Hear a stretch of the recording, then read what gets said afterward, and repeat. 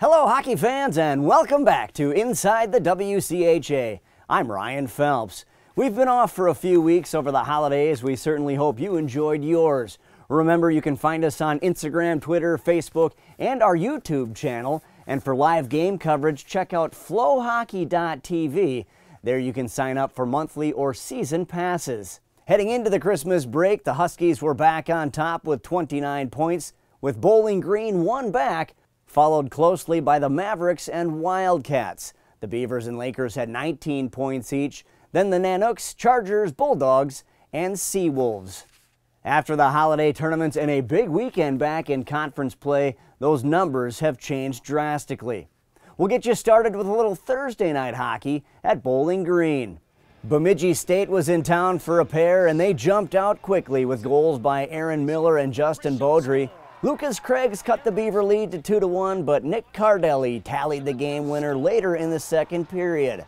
Bemidji State's Zach Driscoll turned aside 22 shots for the Beavers in the 3-2 win.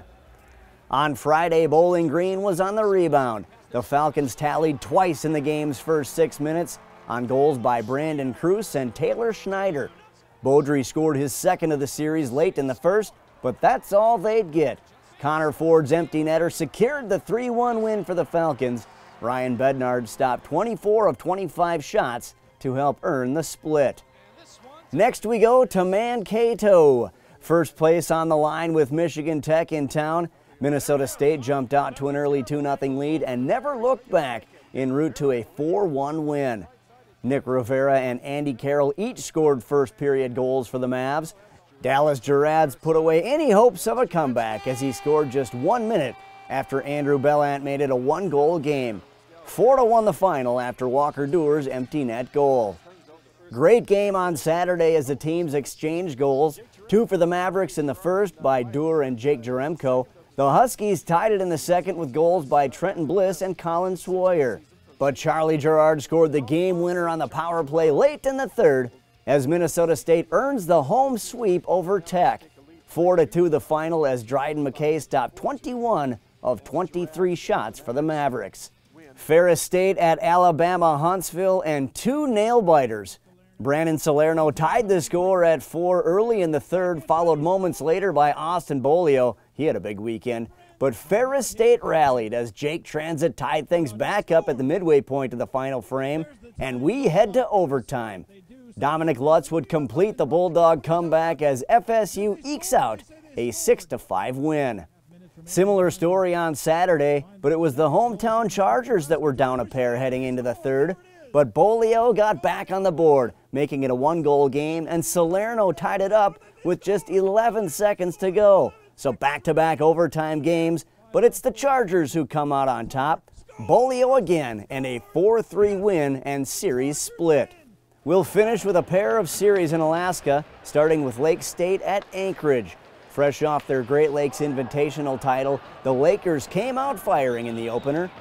They tallied 3 times in the game's first 22 minutes on a trio of goals by William Rydell, Gage Terrell, and Pierre-Luc Violette on their way to a 5-2 win. Brian Basilico and Diego Cuglietta added goals for the Lakers. Jared Nash and Jeremiah Lutke found the net for the Seawolves, and Nick Kossoff stopped 29 shots in the victory. Less scoring on Saturday, but similar results, with Lake Superior State getting off to another fast start, scoring on first period goals by Cuglietta and Basilico, before Anchorage answered with a power play marker by Jonah Renouf. But the Seawolves would not find the net for the remainder of the evening, and Brendan McKay capped the scoring for the Lakers in the 3-1 win and series sweep. Finally, we're off to Fairbanks, northern Michigan at Alaska. The Wildcats scored twice in the first and third periods in the victory, with Joseph Nardi, Grant Loven, Ty Redmond, and Troy Loggins all tallying goals, and Ate Tolvanen tied the school record in northern Michigan's 4-0 win, stopping all 20 Nanook shots for his 12th career shutout and 4th of the season. A slower start on Saturday as Alaska's Troy Van Teetering scored the game's first goal in the second period. But in the third, Philip Ballou took over as he recorded a natural hat-trick to erase a 1-0 deficit and power Northern Michigan to a 4-2 win. Tolvanen was again strong between the pipes, turning away 32 of 34 Nanook shots in the win. Things are still tight on top of the standings, but the names sure have changed. Minnesota State now in first place after the sweep of Michigan Tech. They've got 33 points, followed by Bowling Green and Northern Michigan. The Huskies dropped to fourth, 4 points ahead of Lake Superior State. The Beavers are still in the mix, then the Nanooks, Chargers, Bulldogs, and Seawolves. Coming up this weekend, the Mavericks head to Ferris State, Chargers and Lakers. The Falcons travel to Tech. Alaska is in Bemidji, and Northern Michigan stays in Alaska to take on the Seawolves. We always finish up with our weekly awards, and we've got a special one today. The Hockey Commissioners Association named Lucas Craigs the Player of the Month for December. He tied for the NCAA lead with 6 goals in the month and helped the Falcons post a 5-0-1 record. He also scored 3 game-winning goals and had a +9 rating. Our WCHA Forward of the Week is Austin Bolio from Alabama Huntsville. He led the Charger offense in 2 games against Ferris State with 4 points on a team-high 3 goals and 1 assist, including a go-ahead goal in the 3rd period of Friday night's game and the game winner on Saturday.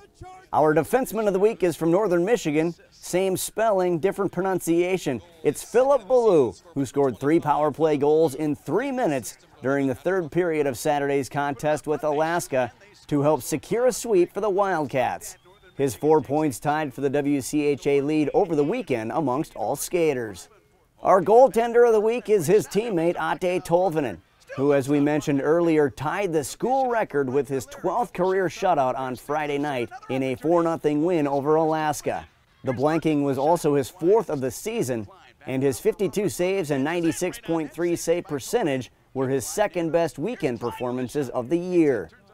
And our Rookie of the Week is Cooper Zek from Ferris State. He totaled 3 points on 2 goals and an assist in a weekend split at Alabama Huntsville as he continued his impressive play. His 3 points tied him for the team high and were the most by any WCHA defensive player or rookie on the weekend.